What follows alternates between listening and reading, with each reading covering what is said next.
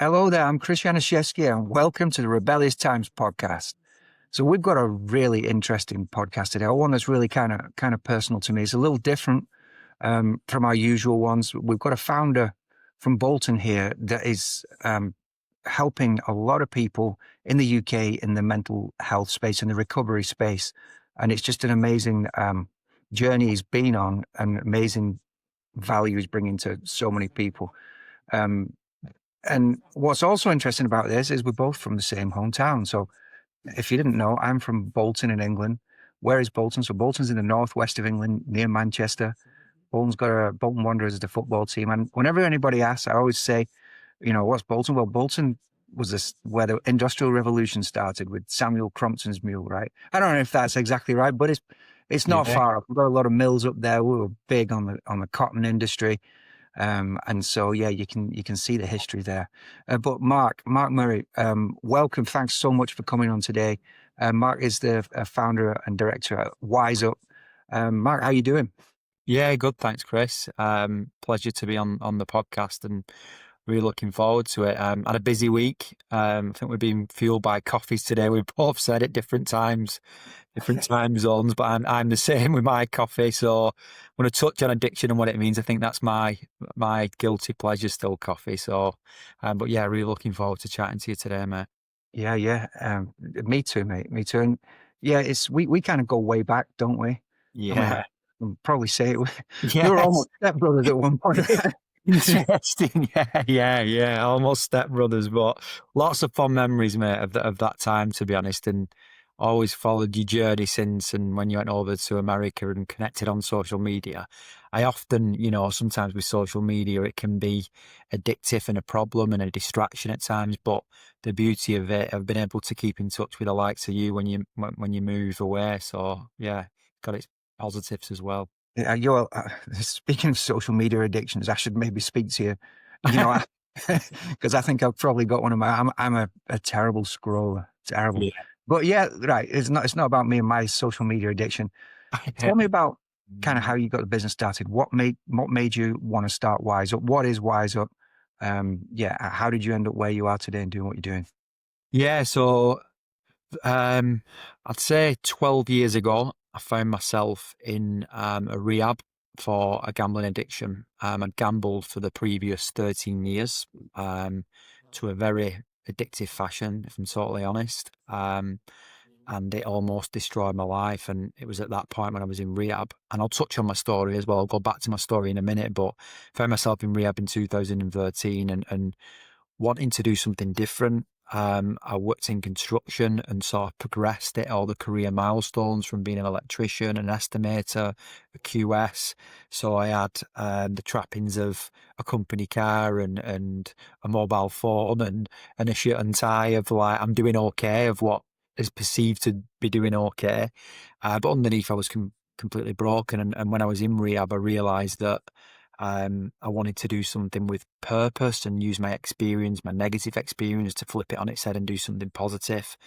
And that's where the idea from Wise Up came from. And I got a job volunteering at the rehab for about 2 years.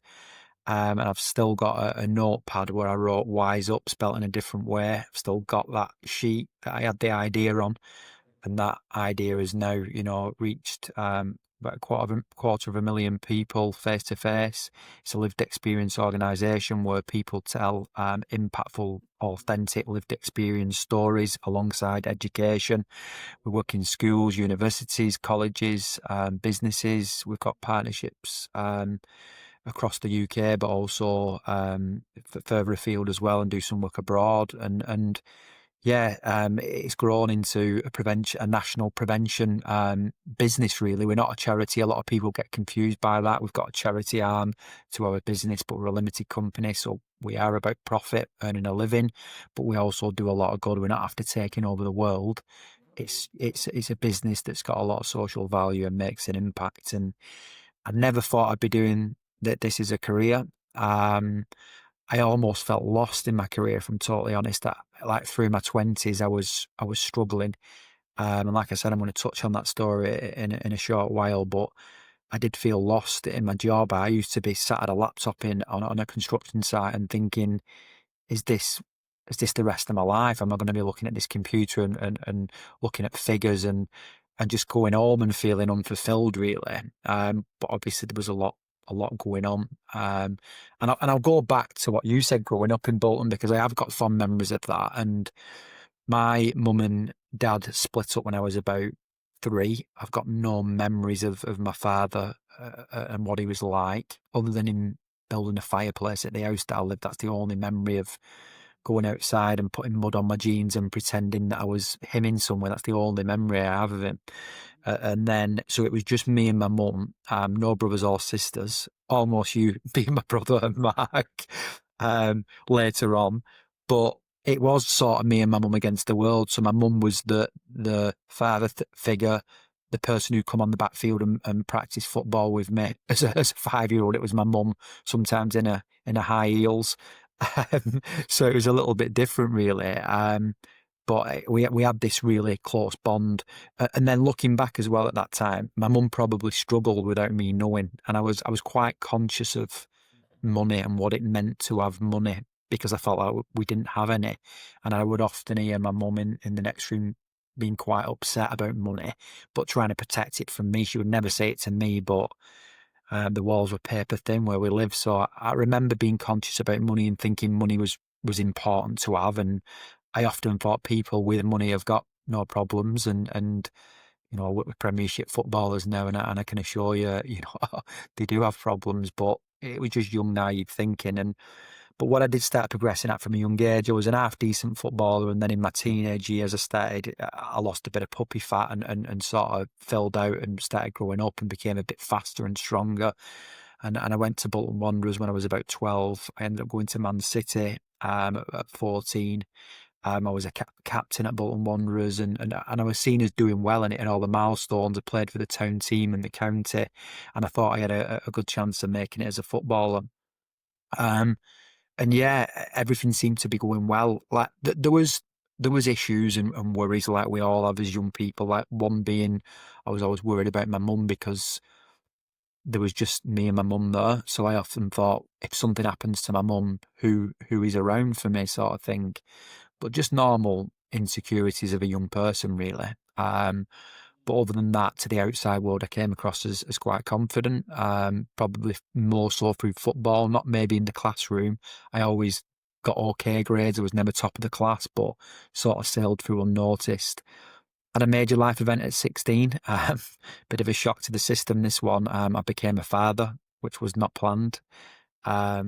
Yeah, that was a real life-changing moment. If you talk about the moments in time which change you as a person, I had to grow up very quick. And funnily enough, I drove past the school today, GCSE results day in the UK. And I watch people on FaceTime, a little bit different to when I got our exams. I don't think there were even phones, not many phones knocking about then in the year 2000, but I watch people on the phone, and it made me think back to when I collected my results, and I didn't even want to open that piece of paper, because at the time I'd just become a dad, and I just crumbled around my exams. And despite that, I got some quite decent grades, and my mum said, I want to support you and go and do your A-levels, because we didn't expect you to do that well with all this going on. So I was always capable, but never really fulfilling my potential, because I always had things going on.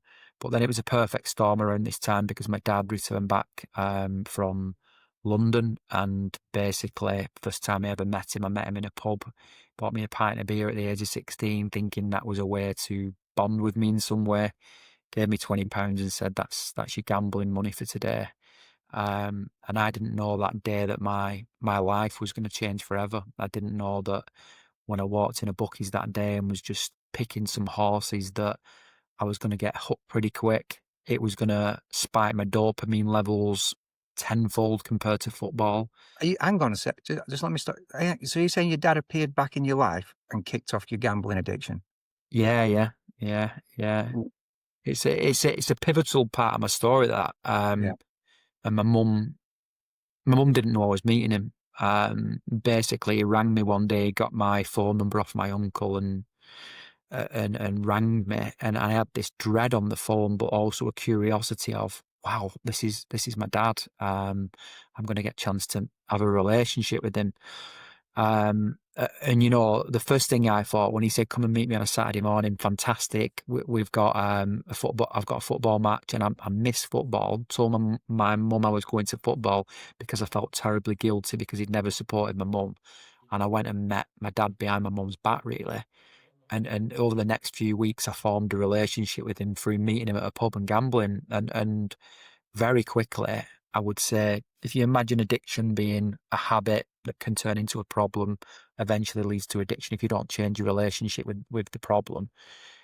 Like I stayed in that problem stage for not long. I'd say I was a full-blown addict within months of doing it. I was chasing my losses. I was lying to my mum over it. My mum eventually found out about my dad. I didn't have a good relationship with gambling from the start, but as a 16-year-old, I didn't have a clue. I didn't have a clue what addiction was, what the signs were. Actually, if it is a problem, what do I do about it? I just thought I'll get a big win and then I'll stop. A big sign of addiction is when you keep going despite the negative and positive consequences sometimes, but more so negative. But I won big a few times and just kept going back. But despite that, I went and did my A levels, but then dropped out pretty quick because I felt like I needed to earn some money. But again, I had a really good work ethic. I got a job. I always showed up every day on time. I had a really good attitude. I was willing to learn, and punctual. But like what was happening alongside it is that I had an addiction, and I think most addicts, whether they're struggling with, we mentioned social media, and some people laugh about that, but it can be problematic for some people if it's out of balance and it's taking over their life. But if you think of the main ones like substance and behaviours like drink, drugs, gambling, if these things get out of balance for people, it's impossible to keep it out of the workplace. But I always thought I'll keep these two worlds separate. And I just couldn't. The two worlds kept colliding all the time. So what I would do when my behaviours had been caught in some way or something would happen at work, I would convince myself that this job wasn't right for me, and I'd change jobs. And then I thought every time I got a new opportunity that was often a better job, sort of a promotion, more money, I thought, right, this is me reinventing myself and starting again, and this is the thing that will finally make me change my ways. But it was the addiction that was causing the problems all the time. And obviously, I'd be here all day if I went over my whole story, Chris. But my 13 years of gambling resulted in me destroying every relationship, because when you're talking about addiction, at first with your family, they'll support you, then they'll get annoyed, then you'll repeat the behaviour and they'll get frustrated with you. But if you're doing that for 3, 4, 5 years, I did it for 13 years, eventually you're going to drive that a hole in that relationship. And certainly with my mum, the person who I said I was really close to had a nervous breakdown and quit a job. The rest of my family was so upset with me that what I was doing, I was a father of 2 children at this point. I always loved my children to bits, but I felt like a failure. But I'd like progressed to a national sales manager for a construction company. I was on a good salary at that point. Worst job I could ever have in my late 20s. Was being on the road in my car on my own all day. So when people are working from home sometimes and you're not having that connection with people and people are not seeing the whites of your eyes every single day, that was sort of what I was like in a sales job, because I wasn't really accountable. I was sort of speaking to the office and saying I was going here and I wasn't. I was still doing all right because I had some contacts from the construction world where I was managed to keeping money ticking over. And them challenges also, what I was going through, made me quite resilient and robust in business, but it was just impossible to keep it apart. Did you ever Yeah, go on, get sorry. so? Obviously, you will have met a lot of people now who've been down similar paths, right? Do you ever kind of diagnose what it is that made you or makes people kind of focus on the wrong things and look to the wrong things, look to some sort of addiction, phone gambling, alcohol, and Yeah, what they actually have to switch up to get out of yeah. that habit? Like I said, I've worked with thousands of addicts since I've set up the company. And there's similar traits. Sometimes they're different. Sometimes there is some form of trauma in their early years, but I've met people who have not had that trauma. Sometimes it's a form of escapism, or a lot of the time it's a form of escapism. A lot of people and a lot of addicts have got a dysfunctional way of dealing with stress, which is usually avoidance. So They can't deal with stress. They would rather pick up a drink. They would rather gamble, and they'd rather switch off in unhealthy ways, really. And then when that is your go-to thing and it's repeated over you know, a length of time, it can become problematic. The frustrating thing is the person with the problem is usually in denial, the last person to see it. And by that time, they've destroyed relationships. And I couldn't see it. I never thought I was an addict. I was homeless. I slept in Bolton Hospital toilets when I lost my house and I had nowhere to go. And I went to hospital and said, I'm suicidal and I don't know what to do.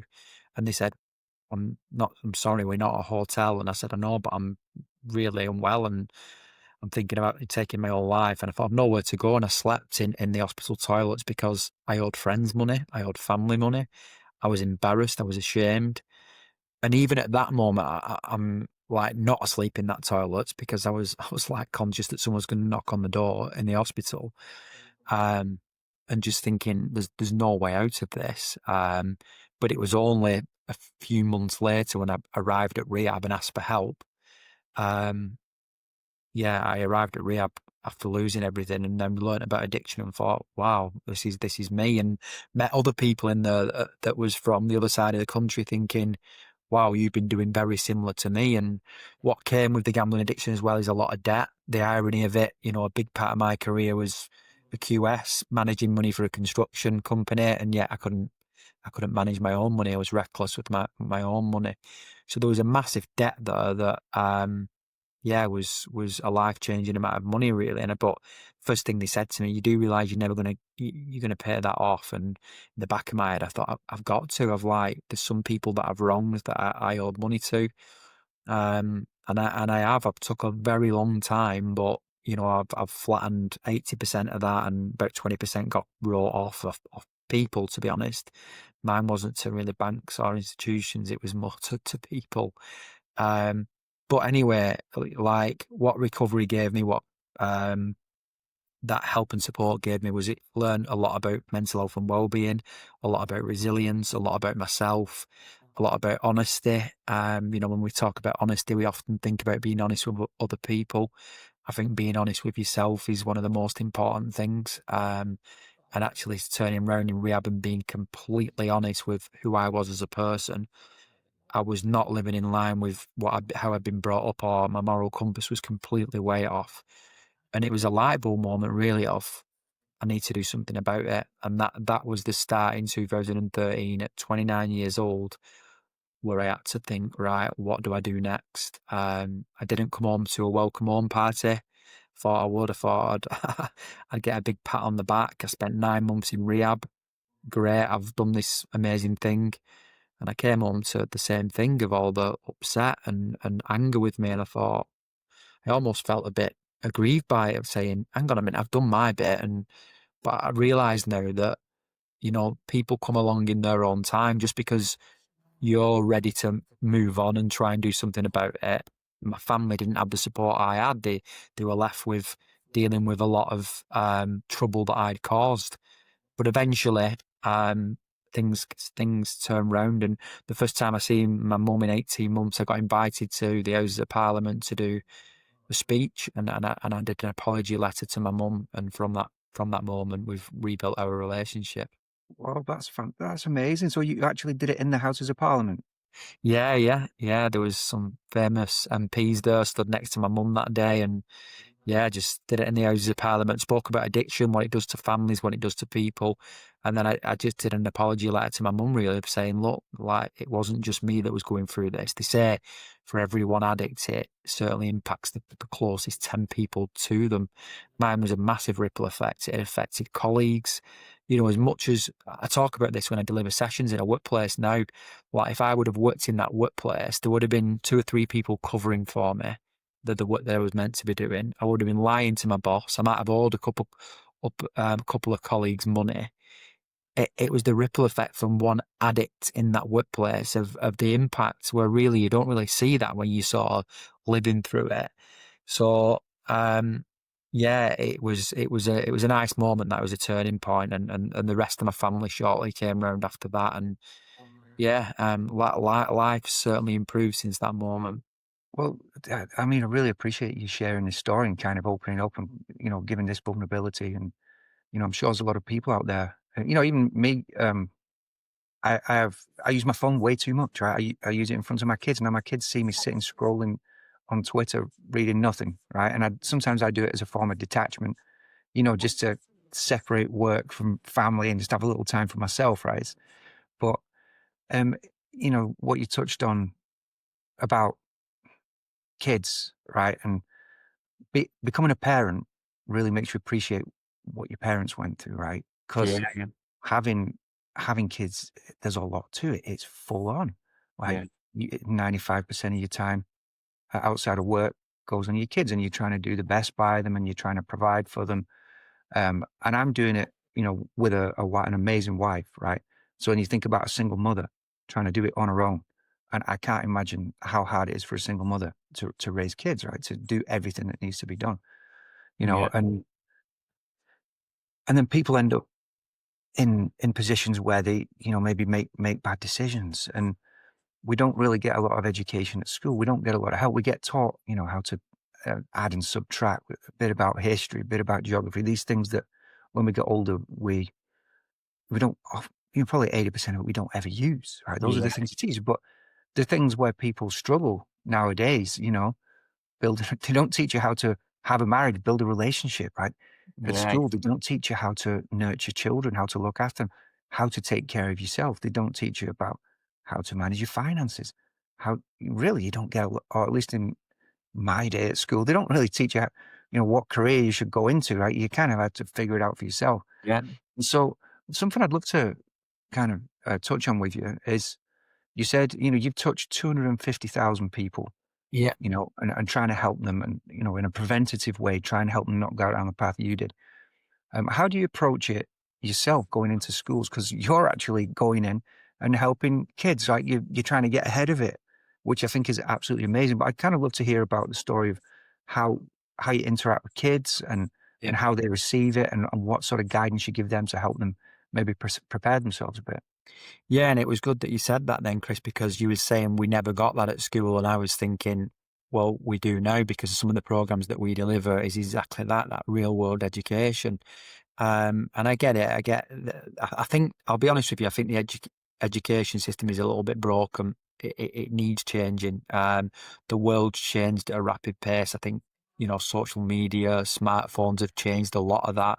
We're living in a different world, and I think we do need that real world education now about how you deal with setbacks and the challenges that you're actually going to face, and giving them practical solutions and a toolkit. Wise it wasn't that at the start. I honestly thought, wow, I've got a cool story here. I can go in my old secondary school, Thornley, and I can stand on a stage and I can share my story, and that's going to help someone. And at first you get a round of applause and great, but well, what next? There needs to be some level of service to what you're offering. And as a keynote speaker, if you're just going in sharing story after story, it's not really a viable business style. It'll only take you so far, or you'd be very busy sharing your story every day. So there was me and a friend who both went to the same school. He was also a co-founder of Wise Up with me. He was successful, had a recruitment company, 500 people working for him, and lost it all through addiction. And I was the one that helped him, and that's where we both sort of set it up. But we went back in our old school, shared this story, and then realised we're not going to get repeat custom. And how do we make into sort of a wellbeing curriculum? So we went away for about 6 months and just locked ourselves in the office and thought, what was missing when we was at school? What's changed since we were at school? And how can we implement that through, a sort of a wellbeing curriculum? And that developed into more and more topics that we're delivering. We're talking a lot about mental health and wellbeing, stress, resilience, all the things that we thought was important, and that's evolved all the time. Really, that now we have partnerships with a lot of local schools in Bolton where we work with students from year 7 to 11, and the idea is to get three different touch points throughout that year, and we sort of ramp it up. When I say ramp it up, like at first it was like, right, we introduced addiction and our lived experience stories in year 9 because that's when certain behaviours might be happening. What I will say is over the last few years, we've moved that to year 7 because we are dealing with year 7 students that have been vaping for 2 years. And already showing signs of social media addiction, phone addiction. So it's no good censoring things when they're not being censored in the real world. We sort of looking at it thinking, right, we need to change things a little bit. But we've got all these different topics that we deliver. How do young people respond to it? Well, our facilitators go in wearing a hoodie. They might have, a pair of jeans on and the trainers. So straight away, they don't look like a teacher. They're also going in sharing some of their experiences, the mistakes. So it drops that barrier of going, well, actually, they're showing their vulnerability and they're saying they've made a mistake. Well, maybe I'll come forward and share something that I'm going through. We don't treat it like them and us. So we're different than the teachers and we're these cool guys in hoodies, and we've got a couple of ladies that facilitate for us as well. And we don't want them deals where we're coming in and going, you come and chat to us over here. We're very supportive because we do staff sessions and things like that. We try and work with the school to just improve things really. And we've got a good success rate. We've got impact reports that really do show a lot of young people develop a lot of skills through our sessions. We've got mentoring programs because what was happening in the first few years, we were getting a lot of disclosures, kids coming up to us and they were living with addiction or they were going through something that they needed some help with. And, the NHS waiting list around here is absolutely, massive. And we thought that there's a gap here in the market that we can not give them therapy, but we've got therapists delivering like a coaching program. So we do mentoring programs.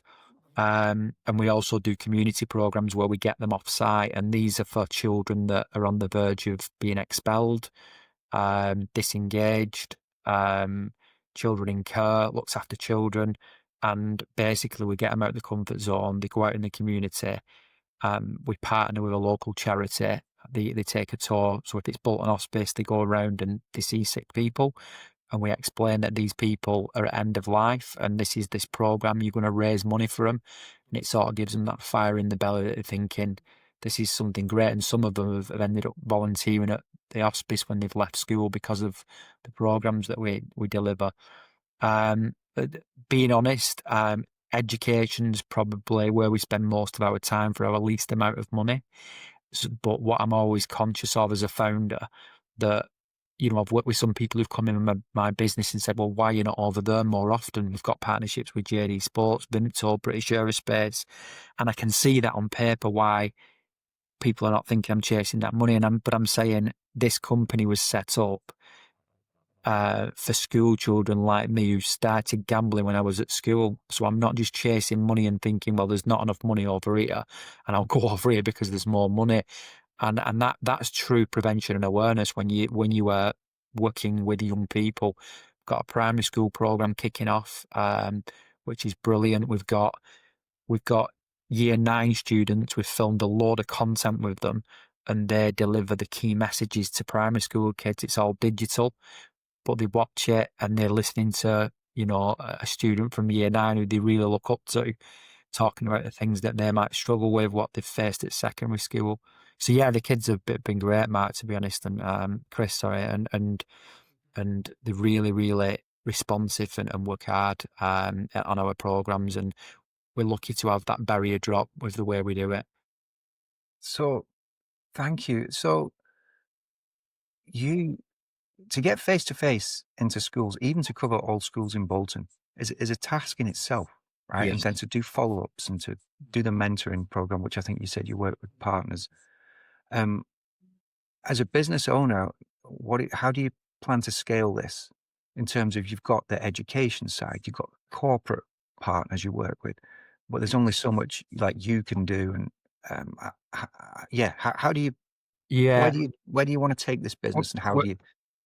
We've got a small delivery team, we know that, but look, I do want to grow. I want to reach more people. I potentially want to do things in other countries, done bits in Australia and all online. So I do want to scale it up, and I'm looking at bringing in more face-to-face facilitators because now we're landing contracts that's, we need more face-to-face facilitators. However, I think the digital element where we can build stuff online and impactful programs, that will be Wise Up 2.0, to be honest. And I've got the blueprint of that, what that looks like. I'm already having conversations and shaping things.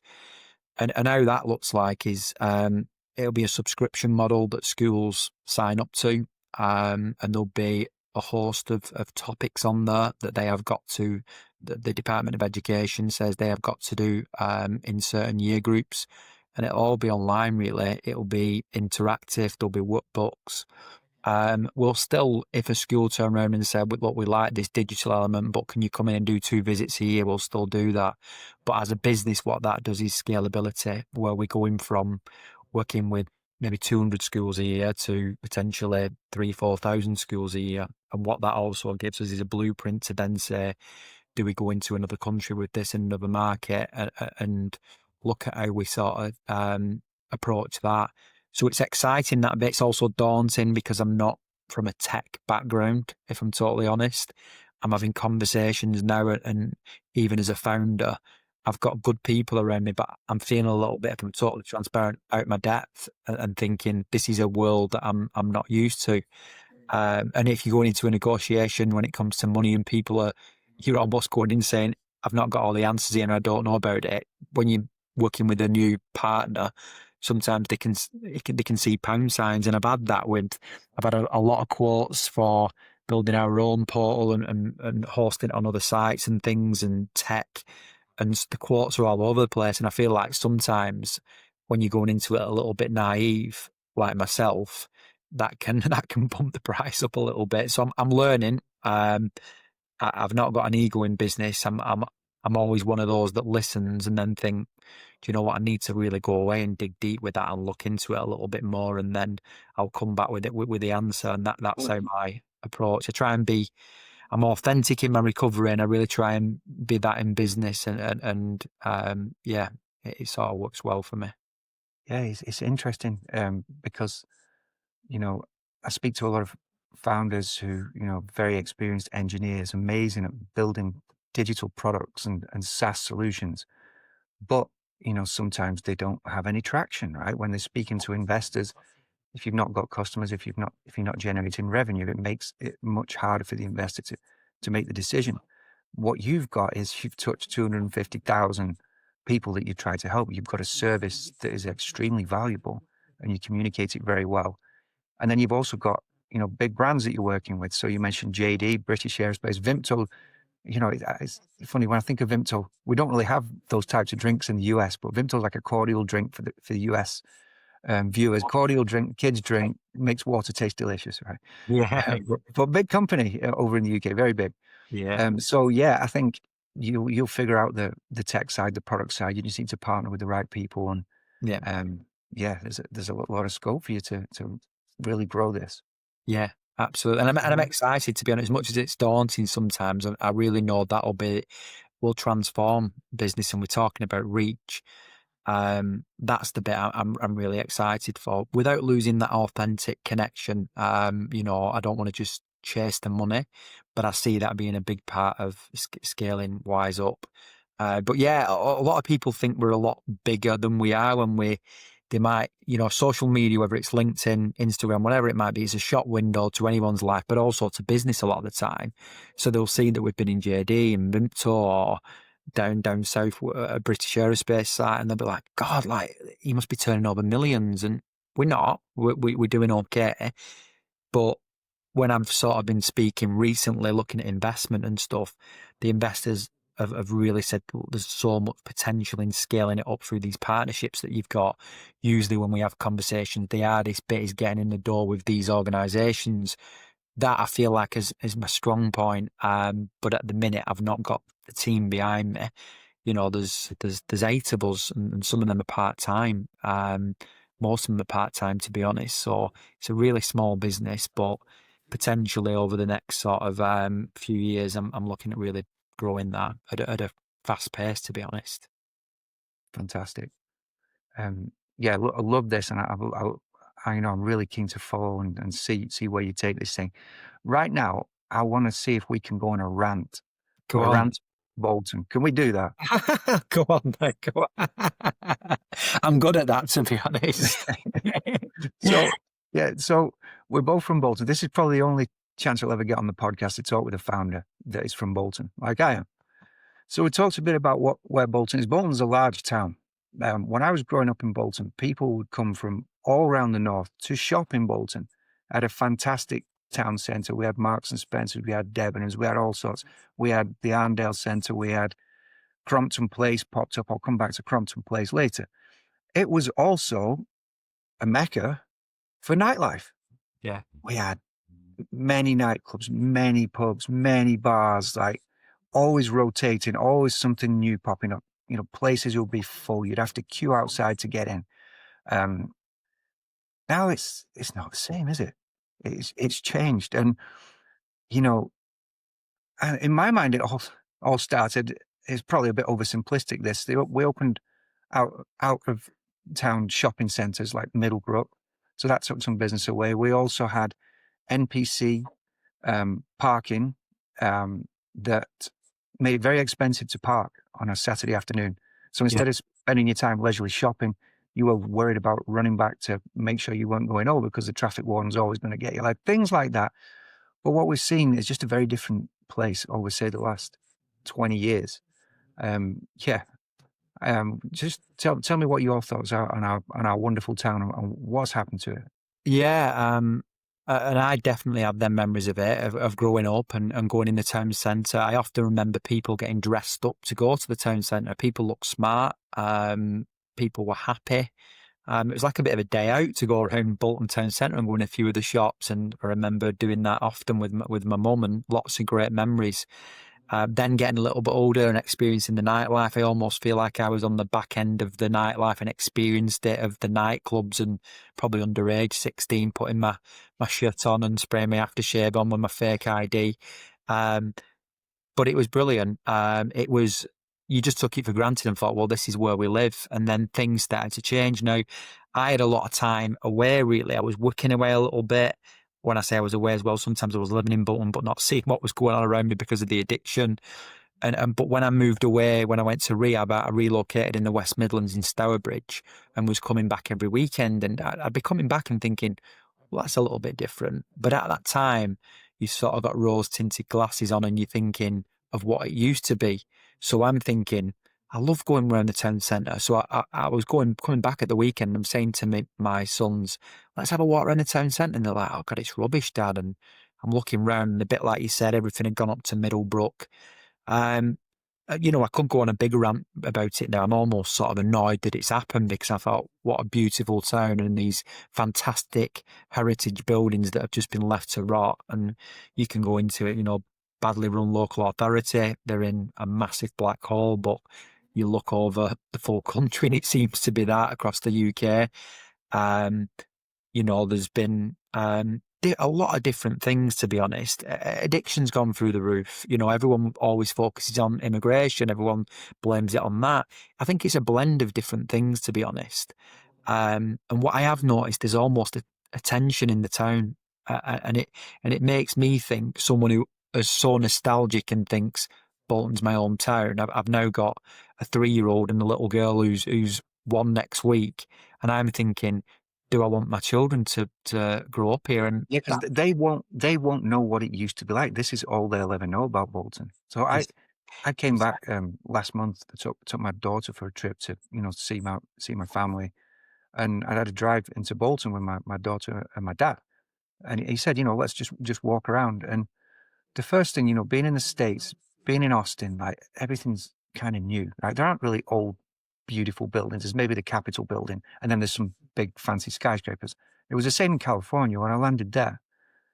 Houses are kind of made of wood, a little bit. They're not as intricate as some of these beautiful architectural designs from the 1800s in Bolton. Right? Incredible buildings, but we had to walk down a little side street just off Bradshire where Lord Leverhume's house was, right at the end. And you walk down this street, it's cobbled road, amazing architecture either side. And you're thinking you could be in, Mayfair in London. It's really that quaint. It's all. No, I know what you're on about. It does look like a Mayfair street, to be honest. It does, and you go to narrow, isn't it? Yeah. Yeah, it's narrow, and then you look over this wall and there's a beautiful garden space, probably an acre of garden in the middle of the town centre. That's all overrun, looks like a jungle. Lord Leverhume's house, and you're thinking, how can, I don't know there are pressures and stresses, but how could the local council over this many years let this happen? How can everything be boarded up? how can these buildings not be maintained and left to rot? You know, dating. I mean, we have the Old Man Inside there, right? One of the oldest pubs in Yeah, England. What yeah, yeah, dates back to the 1200s. yeah, And I mentioned Crompton Place before. That's a shopping centre. It's a big shopping centre. It's slap bang in the centre. It's yeah, completely shut. And I'm thinking, and they just knock it down. If business is never going to come back, yeah. make it an open space, make it a park, make it a I place think they, families I can go. think they are, to be honest. They're flattening it, and there's going to be a walkway straight through to the town hall. But will that be derelict then for a long time? Will it just be a building site of being flattened and nothing there? Will it be a green area? There's a lot of housing going up around it, which is a lot of flats. I almost worry it's too far gone, but like you said, that heritage and Bolton is one of the most used film sets in Europe, to be honest. So if you look on Le Mans Crescent, where the Yeah, court yeah, library, that is in so many dramas. It's in Peaky Blinders, some really big dramas that have been done, and because of the beautiful setting of it. So they've turned one of the shops, which was just at the side of JD Sports, into like a film set basically now, because they're filming that much. So there's still some parts of it, but like you said, it's quite sad when you're looking at places like that have got history and it's overgrown. And I live in a nice area, and still some parts of it that the grass isn't getting mowed. You just notice small things of, yeah, sadly how it's going. And then I almost feel guilty that I want to move away, but what moving away has given me, not through choice in the past, through because I've just thought I need to go and sort myself out, and ended up living in different places. I moved to Sark for a short while in the Channel Islands. There's no cars, street lights, people go around with torches on bikes. It's like going back in time. It's made me realise there's a big world out there, and it's not all about Bolton. And as sad as it is, I see my next steps maybe out of the town, just to protect my children, really. yeah.